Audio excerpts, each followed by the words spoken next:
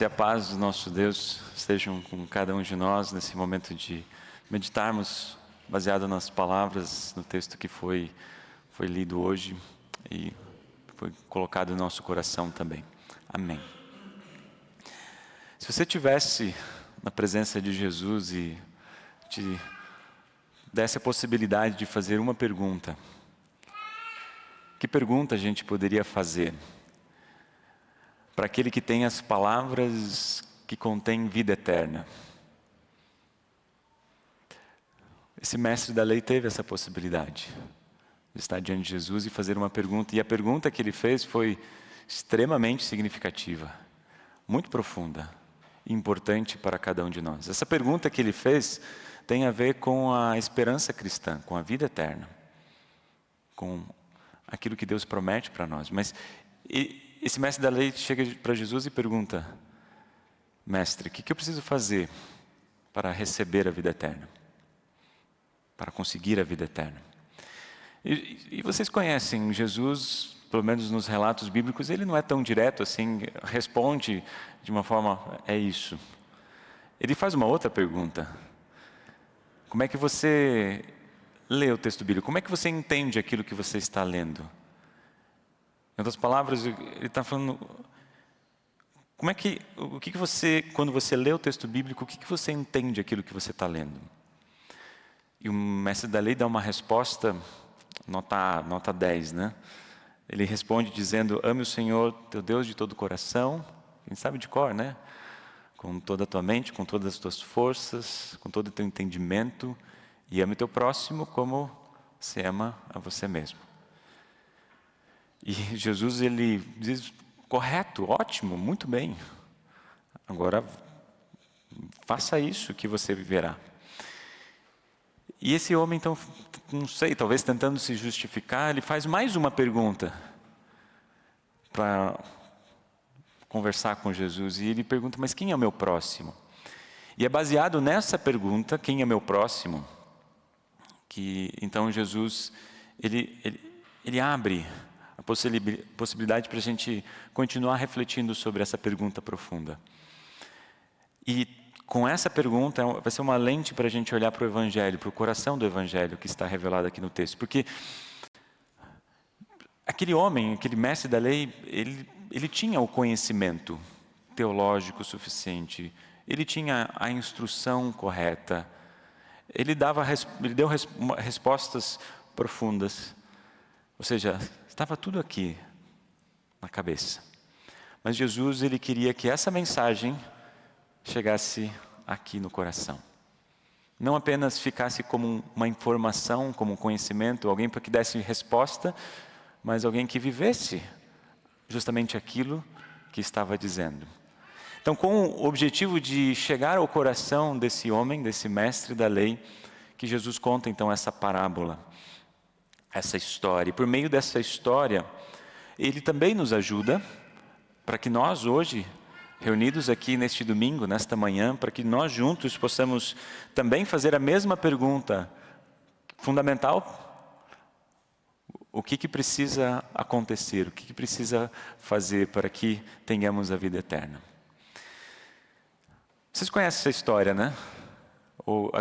Ela é repetida e repetida diversas vezes, tanto no nosso lecionário, nas vezes que a gente está aqui presente, mas na nossa leitura particular também. Lucas 10, essa história do bom samaritano é bem conhecida. Agora eu vou pedir até ajuda lá para o pessoal, para compartilhar algumas imagens com vocês.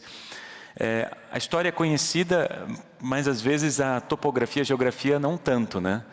Porque a gente lê esse texto que desceu de Jerusalém para Jericó. Claro, se a gente falasse como é que é do bairro Moema até as nossas casas, a gente saberia o trajeto e as dificuldades que se tem, né? Mas quando fala de Jerusalém e Jericó, talvez a gente tenha uma certa dificuldade de tentar a gente situar. Será que essa caminhada é difícil? Será que essa caminhada é fácil? Será que é longe? Será que é perto? Né? 27 quilômetros, 27, 28 quilômetros. Jerusalém está no alto do monte, né? Perto do... Né? Então, só perde de altura para o Monte Sião. E para chegar a Jericó, então ele está saindo de Jerusalém e vai para Jericó, né? Olha só, né? E Jericó é aproximadamente 200 metros abaixo do nível do mar, né? Então, em questão de 20 e poucos quilômetros, tem que descer mais de 1.000 metros, né? Então, não é tão simples assim essa descida, só para começar, né? E por que esse é um contexto muito difícil, né? A região também ela não é simples. Vou pedir para passar para outra imagem. E que favorecia justamente para que tivesse esses ladrões, né? Então você vai ver ali, né? Não era uma trajetória simples de se fazer. A gente tem vários momentos no relato bíblico que ou vai de Jericó para Jerusalém, Jerusalém para Jericó, dá em torno de 9 horas caminhando.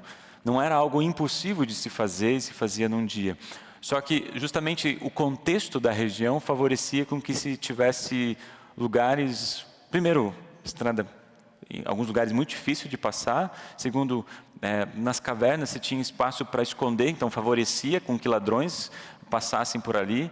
Então, todos os relatos bíblicos que a gente vai ter justamente pessoas que andavam em conjunto.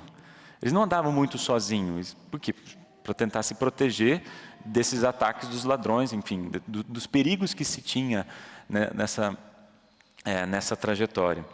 Então aqui a gente sabe, né, Jesus está contando uma história, mas não era uma história inventada. É algo muito real e concreto para o contexto e para a realidade das pessoas que estavam convivendo, para as pessoas que estavam ouvindo Jesus. Então o homem desce de Jerusalém a Jericó e não sabemos quem ele é. Nós não sabemos o nome dele, nós não sabemos o que ele fazia, por que ele estava descendo de Jerusalém para Jericó. A gente não sabe nada dessa pessoa, mas a gente sabe que ele foi atacado na estrada, a gente sabe que ele foi espancado, deixado como morto por alguns ladrões. Mas o que a gente sabe dele? Que ele era alguém que precisava de ajuda. Se deixasse ele lá, ele certamente iria morrer. Era alguém que estava em necessidade, precisava de ajuda. Então isso a gente sabe dele. E agora, a gente não vai entrar em todos os detalhes desse texto e daquilo que isso significa, mas a gente sabe que um sacerdote está passando. E um sacerdote é alguém que fazia parte do sistema religioso da época, e também depois um levita estava passando, que também, de uma certa forma, fazia parte desse sistema religioso da época. Diz o texto que eles passavam por ali, e passaram ao lado, ou passaram do outro lado da estrada, né? Só que a gente olha um pouquinho nesse contexto, parece meio gritante dizer que passou do outro lado da estrada, né? Possivelmente foi nos lugares mais difíceis, né? Porque é onde os comentaristas falam que o lugar mais perigoso era justamente esses lugares menores. Então, é como se a gente imagina quando a gente lê esse texto como alguém lá do outro lado da estrada, né? Longe, quase que nos nossos olhos, meio que justificando que não dava para ver direito, né? É quase como se estivesse passando em cima dele e mesmo assim não se importar. Né? Os dois passaram, e daí por fim veio o terceiro, que é o samaritano nessa história. E um samaritano, a gente também não vai entrar em todos os detalhes, né, se vocês quiserem buscar isso depois. Alguém que não era muito bem visto, era meio que desprezado pelas pessoas de forma geral, né? Talvez vocês vão lembrar de João 4, quando Jesus vai até a Samaria, ele conversa com uma mulher no poço. Talvez vocês se lembrem um pouco dessa história, vai passar por Samaria. Enfim, os samaritanos não eram bem vistos, e é justamente esse que não passa direto, aquele que, diz o texto, a nossa tradução, ele diz assim, que ficou com muita pena.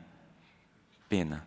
Essa, às vezes, não sei se eu gosto muito dessa tradução, porque pode parecer pena no sentido pejorativo da palavra, né?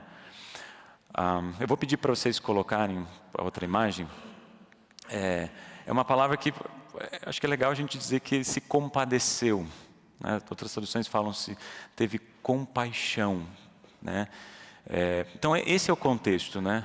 E é uma palavra que não aparece muito, eu deixei até o termo grego ali, ele não aparece muito, e sempre que esse termo ele aparece, olha só que interessante, né? ele está conectado ou com Jesus, ou com uma história que Jesus está contando que fala sobre ele. Vou pedir para vocês passarem a outra imagem. Está pequeno, eu sei, mas só para vocês observarem. Sempre que aparece essa palavra, que às vezes a gente tem como tradução, teve pena ou compadeceu-se, está relacionado a Jesus. Jesus viu as pessoas lá na multiplicação dos pães e teve pena, teve compaixão, se compadeceu. Aqui a gente já tem uma dica, né? Muito forte, de quem que é esse samaritano. Jesus está contando uma história onde alguém se compadece. E a palavra, ela só aparece quando relacionada a Jesus. Jesus é aquele que se compadece diante da miséria, diante da maldade, diante da realidade do mundo pecador. A gente já vai voltar para esse... Então, esse samaritano, ele se aproxima, ele não passa direto, mas ele enxerga o nosso contexto de miséria. Ele chega perto dele, trata as feridas com óleo e vinho, carrega no próprio animal. Agora, essa ideia de carregar muda de sentido agora. Uma coisa é carregar em linha, né? Alguns quilômetros. Outra coisa é você conduzir alguém quase que ladeira abaixo, num contexto extremamente difícil. Então, você se preocupar ao ponto de você carregar alguém em algo, nesse contexto, é algo que nos chama muita atenção. Cuida dele, paga pela sua estadia, promete retornar. É um gesto generoso, que não calcula, que não exige algo em troca. Vocês se lembram da pergunta inicial, né? Uma das perguntas é: quem é o meu próximo? Que fez com que Jesus contasse essa história. É quase que como se estivesse fazendo essa reflexão. Jesus, tu vai concordar comigo que tem pessoas que não são meu próximo, né? É quase como ele queria se justificar. Tá, ame o teu próximo como ama a ti mesmo. Mas talvez tenha pessoas que não são bem o meu próximo, né? Talvez tenha algumas pessoas que eu não preciso me preocupar.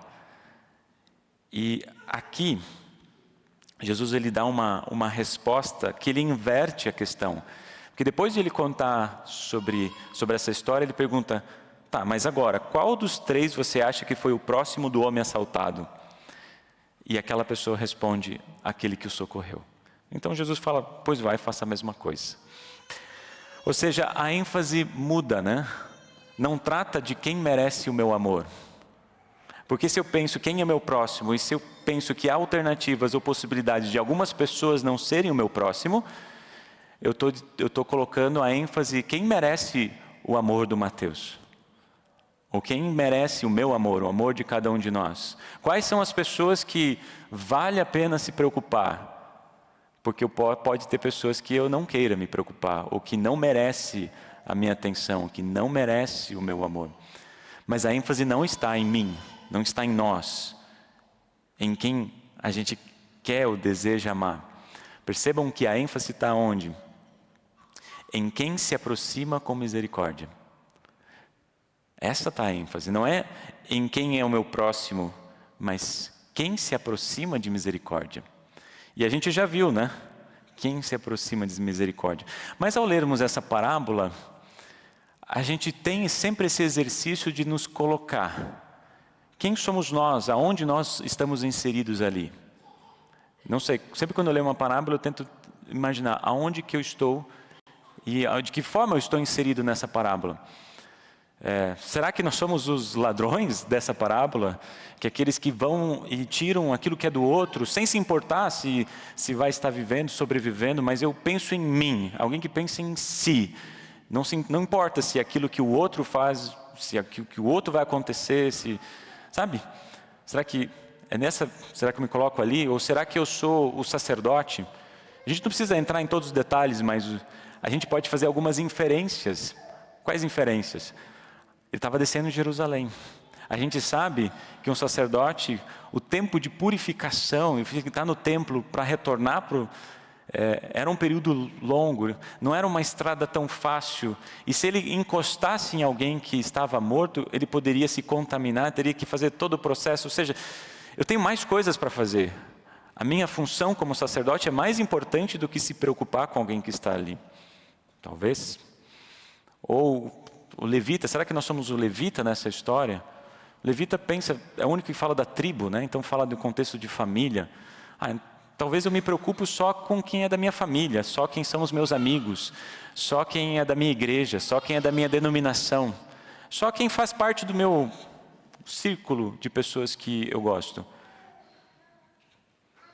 Talvez a gente possa se identificar com...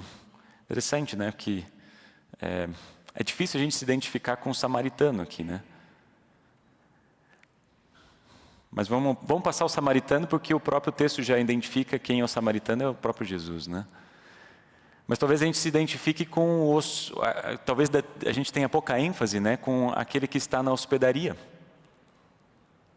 Aquele que cuida ao longo desse período, aquele aquela pessoa que o recebe, que cuida, que continua tratando as feridas. Mas hoje eu quero que a gente olhe onde nós estamos nesse texto para aquele que está na beira da estrada. Aquele que está na beira da estrada. Ali somos nós. Perdido, talvez sem esperança. Só que a gente não pode esquecer que aquele que vem ao nosso encontro, aquele que nos acha em misericórdia, é Jesus, o bom samaritano. Aquele próximo que se fez próximo de nós quando estávamos perdidos e sem vida, que nos encontrou na estrada, feridos pelo pecado, incapazes de nos levantar por nós mesmos. Na cruz, Cristo viu nossa miséria, só que Ele não passou ao largo, não passou de longe. Ele passou e parou. Ele se feriu para curar nossas feridas, nos levou em segurança para o cuidado da sua igreja. E a gente entende igreja como esse lugar onde Deus nos cuida com a sua palavra, nos alimenta com o seu perdão, nos fortalece nas angústias e situações da vida. Ele pagou o nosso preço com o seu próprio sangue e prometeu voltar. Então, quando a gente volta para o início da pergunta, lá daquele mestre, qual foi a pergunta? A pergunta é, o que eu preciso fazer para dar a vida eterna? E Jesus conta essa história. Ele está falando, você não precisa, nós não somos salvos por sermos bons samaritanos. A gente não é salvo por ser bom samaritano, mas nós somos salvos porque o bom samaritano nos encontrou. Entende? Nós somos salvos porque o bom samaritano nos encontrou. Na verdade, nós estávamos lá perdidos e condenados, sem Cristo, sem aquele que nos resgata e nos salva, nós estaríamos condenados. Como a gente acabou de cantar na canção. Mas em Cristo, nessa nova vida, nós somos cuidados, amparados, restaurados e chamados talvez a sermos então luz, enviados a agir em bem para o bem do nosso próximo. Agora, como é que isso se coloca na prática? O texto do Evangelho, essa história, ela termina quando Jesus, o samaritano, leva aquele homem para a hospedaria, mas para ali. O apóstolo Paulo, a gente pode colocar isso até como continuação dessa história. Toda essa carta, a carta de Colossenses, mas especialmente o versículo 13 diz assim, Ele nos libertou do poder da escuridão e nos trouxe em segurança para o reino do seu Filho querido. Isso significa que nós estávamos no poder da escuridão. Se a gente usar a linguagem que Jesus utilizou na história, seríamos nós como aquele homem que está lá perdido, está na beira da estrada, está praticamente sem vida e sem esperança. Mas Cristo vem e nos resgata, nos liberta para vivermos com Ele, na segurança do seu cuidado, pois Ele trata as nossas feridas, carrega para o lugar, para a sua igreja, para sermos cuidados, fortalecidos, pagando integralmente todos os custos, mas isso sem mérito algum nosso. Sem que tivéssemos feito alguma coisa para merecer isso, unicamente por graça. Se nós olharmos na perspectiva daquele que está na estrada, perdidos e sem esperança, quando resgatados por esse bom samaritano,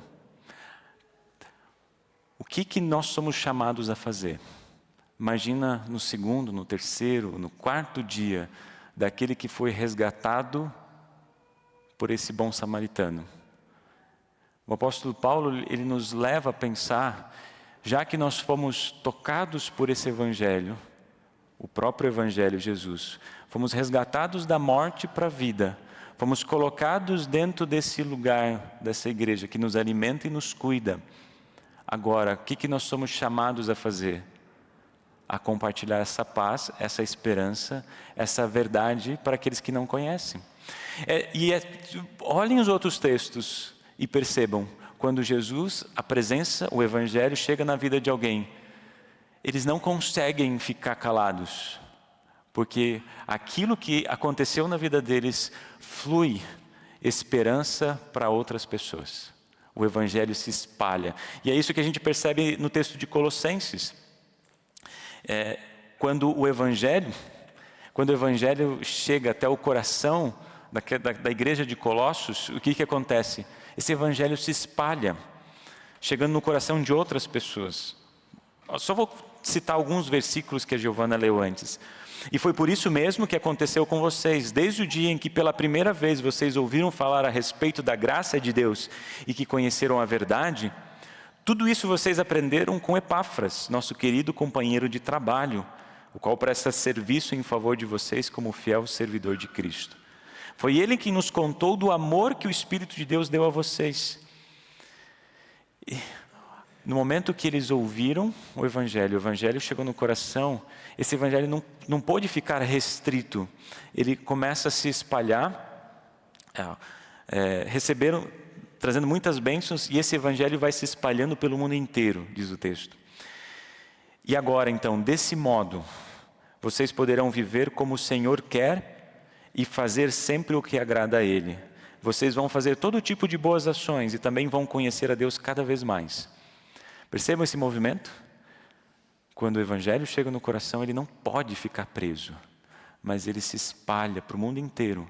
E o que Deus quer? Que justamente a gente viva uma vida em louvor ao Senhor, com ações de graça, de uma forma que agrada ao Senhor, testemunhando aquilo que Ele fez por nós, que Cristo realizou em nossos corações e nossa vida. Ou seja, resgatados por Cristo, temos muitos motivos para dar graças a Deus, temos muitos motivos para fazermos boas obras ao nosso próximo. Hoje nós estamos finalizando aquilo que a gente chamou do Evangelho de 7 palavras. Foi uma caminhada muito legal nesse período, dessas últimas 6 semanas. E muitos tiveram a oportunidade, não tiveram medo de se colocar na frente da câmera e gravar algumas palavras, Uma breve confissão de fé, algo que reforça aquilo que já receberam. Nada daquilo que compartilharam foi algo novo, mas tudo aquilo que estava solidificado em seu coração e foi testemunhado, através de uma breve confissão de 7 palavras. Outros escreveram apenas, me compartilharam essa frase. Maravilhoso, aquilo que fizeram. E outros guardaram no coração. Tudo certo. O importante desse exercício que a gente fez é para a gente não guardar aquilo que Deus colocou e nos deu de graça. E hoje, se a gente fosse colocar, a gente diria, nós somos resgatados das trevas para a maravilhosa luz. São pequenas palavras, 7 palavras, mas ali contém um convite. Aquilo que o apóstolo Pedro diz, estejam sempre prontos para responder a qualquer pessoa que pedir que expliquem a esperança que vocês têm. Ou seja, essas confissões que estão no coração de vocês, elas não são apenas para ficar guardadas, mas elas vão servir para ser uma luz na vida de outras pessoas. Para não apenas ilustrar, para que outros possam conhecer o próximo que veio até você. Convidam para que Jesus seja o próximo de alguém que talvez esteja ferido e machucado. Percebam que poucas palavras, mas podem ser uma maneira de testemunhar aquilo que vocês já receberam. Guardem isso. Quando a gente olha para a parábola do bom samaritano, ela não é inicialmente, como eu já mencionei aqui, uma parábola que ilustra Jesus como exemplo. Já que Jesus fez isso e se tornou o bom samaritano, você seja também o bom samaritano na vida de alguém. Inicialmente não é isso. Não olhem Jesus como exemplo e a partir desse exemplo a gente possa fazer como Jesus fazia. E talvez merecer, sabe a resposta à pergunta? Como é que eu mereço a vida eterna? Basta fazer aquilo que Jesus fazia, que eu vou merecer. Não, o ponto dessa história não é esse. O bom samaritano Jesus nos chama a ser o próximo daqueles que o bom samaritano colocar no nosso caminho e na nossa vida. O mundo faz com que a gente olhe para a realidade da nossa vida com uma certa indiferença. E talvez a gente possa ter e ressoar, sabe, esses personagens que estão contidos nessa parábola, né? A gente talvez olhar com indiferença para aquelas pessoas que foram rejeitadas, aqueles que foram abandonados, as injustiças, as pessoas que estão com dúvidas. A pergunta é, o que eu posso fazer para receber a vida eterna? E a resposta que esse texto dá, nada. Eu fiz tudo por você. Cristo vem nos dizer, olha, eu que tive compaixão de você. Eu fui ao teu encontro e que te resgatei das trevas. Fui eu que tirei da morte e trouxe para a vida. Não é você, mas sou eu. E eu dou isso para você. Por isso o apóstolo Paulo, ele fala nessa carta de Colossenses, deem graças a Deus. Deem graças a Deus, porque o Pai os tornou capazes de participar daquilo que Ele tem guardado para o seu povo no reino da luz. Então, como é que essa parábola nos ensina a viver? Não para sermos apenas imitadores de Jesus. Não estou falando que a gente não possa agir da forma como Jesus nos convida a agir. Mas nós somos convidados a viver como quem foi encontrado por Jesus. Para que a gente possa viver como alguém que recebeu uma nova vida de Jesus, porque aquele homem estava perdido, condenado, estava morto. Ele ganhou uma nova vida. Vivam como alguém que tem algo a dizer, porque ele não apenas foi encontrado, não apenas recebeu uma nova vida, mas agora, no outro dia, ele tem algo a dizer. Eu fui salvo por Jesus. Ele tem um testemunho a compartilhar. Cristo é o nosso próximo. E em seu nome, guiados pelo Espírito Santo, nutridos pelo Evangelho de Jesus, como igreja, somos chamados a tratar e a cuidar aqueles que Jesus traz para perto da nossa vida. Aqueles que Jesus tira e resgata do lado da estrada, assim como em algum momento da nossa vida fez com cada um de nós. Em algum momento da nossa vida, Jesus também foi lá e nos resgatou. Nos tirou das trevas e nos trouxe para dentro do cuidado da sua presença. Como igreja, ou seja, nós somos a igreja de Jesus. E como igreja, na palavra pregada, no batismo, na ceia, é a maneira de Deus estar cuidando de nós. E nos nossos relacionamentos, até mesmo horizontal, nós somos suporte uns dos outros, para sermos sustentados nessa esperança. Para que todos aqueles que estão perdidos e machucados possam encontrar perdão, vida e salvação. Ou seja, Jesus não apenas nos traz pessoas para dentro da igreja, Ele traz pessoas para dentro da nossa vida. Ele que inclui e coloca pessoas ao nosso redor. Não é por acaso que as coisas acontecem, não é por acaso que o sacerdote e o levita estão passando por ali e que de repente tem aquela pessoa, não é por acaso. Também não é por acaso que as coisas acontecem na nossa vida e as pessoas que estão ao nosso redor. Olhe para cada um que está em necessidade e que precisa de ajuda, como aquele que o Senhor os colocou para você, para nós como igreja, para nós cuidarmos. E eu fico pensando, essa parábola é muito rica, eu quero terminar aqui. Eu fico pensando o que aquele homem que estava semi-morto, o que aquele homem, quando recuperou a sua consciência, porque eu imagino, isso aqui é uma inferência, então é algo que a gente precisa refletir, que aquele que estava semi-morto não estava consciente daquilo que estava acontecendo. E talvez não estava muito preocupado quem que estava o ajudando. Ele é cuidado, é colocado no animal, é levado numa hospedaria. Aquele samaritano não fala diretamente com o homem, mas fala com aquele que está cuidando, com o hospedeiro. E quem que testemunha para aquele homem que estava quase morto? Quem fez o que para ele? Quem é aquele que dá o testemunho de que ele foi salvo e resgatado lá na estrada de Jericó, de Jerusalém para Jericó? Quem? Aquele que o hospedou. E às vezes as pessoas que são colocadas na nossa vida não sabem que foi Jesus que os cuidou, que os resgatou, que os trouxe. Mas nós temos então um chamado muito especial para revelar que, sim, foi Jesus que os trouxe até aqui, que me deu a oportunidade de testemunhar do amor dele, que me deu a oportunidade como igreja a gente cuidar uns dos outros, mas pessoalmente também deu a oportunidade para eu poder cuidar de quem está precisando de ajuda também.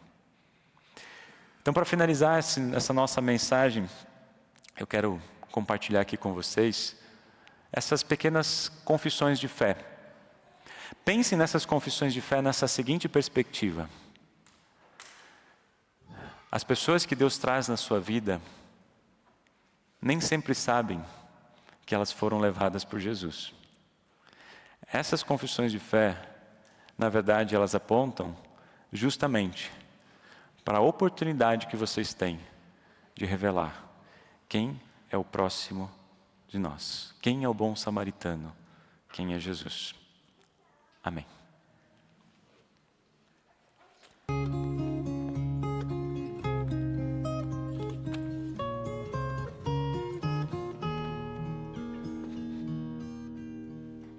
Jesus é a perfeita revelação de Deus. Aquele que crê em Cristo nunca morrerá. Sou livre para servir ao meu Senhor. Jesus Cristo é o Senhor e Salvador. Senhor é meu pastor, nada me faltará. Lembrar, nas alegrias e dificuldades, Deus abençoa. Creio que Jesus Cristo é meu Salvador. Em Jesus fui resgatado para a vida. Em tudo dai graças ao Senhor Deus. Ninguém nos amou como Cristo, nosso Salvador. Creia no Senhor Jesus e serás salvo. Cristo vive, eu também viverei. Eu creio. O amor é capaz, nada mais é. Minha alegria vem da tua salvação, Senhor. Jesus é meu único e suficiente Salvador. Creio em milagres e na vida eterna. Deus Pai, Deus Filho e Deus Espírito Santo. Creio em Jesus Cristo como meu Senhor e Salvador. Vivo em Deus por meio de Jesus. Em Cristo Jesus, fomos libertos para Deus. Sou salvo pela fé no Salvador Jesus. Sou pecador, Deus me aceita mesmo assim. Não mereço, mas em Cristo vou ressuscitar. Eu creio em Jesus Cristo, meu Salvador. Creio que Jesus é o meu único Salvador. Um pobre pecador redimido por Cristo. Falhamos, porém Cristo nos ama mesmo assim. Em Jesus tenho o que preciso. Deus triuno, o farol da minha ressurreição. Deus é bom, por isso sou grato. Eu creio na salvação do Deus triuno. Eu amo Jesus, meu Pai, Salvador, Criador. Deus é bom e é meu pastor. O Senhor, meu Deus, é meu pastor. Deus é meu Senhor, nada me faltará. O Evangelho é reafirmar o amor de Deus para mim e para você. Todos os dias são legais com Jesus. Perdoe os seus inimigos e seja perdoado. Senhor, meu Deus, eu amo você. É Cristo quem nos reconcilia com Deus. Cristo nos salva fora de nós mesmos. Deus, em seu Filho, restaura o mundo. Deus é minha alma, vida e luz. Deus me amou, mesmo eu estando sujo. Jesus é meu Deus, o único Salvador. Eu amo meu Deus que me salvou. Jesus fez um milagre na minha vida. Deus me guia através de sua palavra.